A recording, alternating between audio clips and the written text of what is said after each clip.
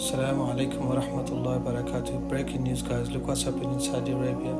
Masjid al-Nabawi has been flooded. May Allah subhanahu wa ta'ala protect all those people who have been affected by this.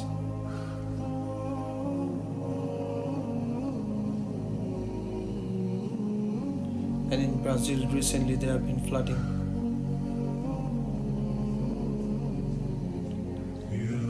In the last 24 hours, there have been flooding in Ankara, Turkey. May Allah subhanahu wa ta'ala protect all those people in Turkey as well.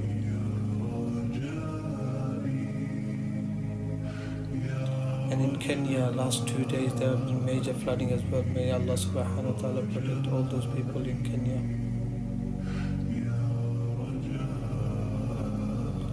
And in the last 24 hours, hailstorm in France. May Allah subhanahu wa ta'ala protect all those people in France.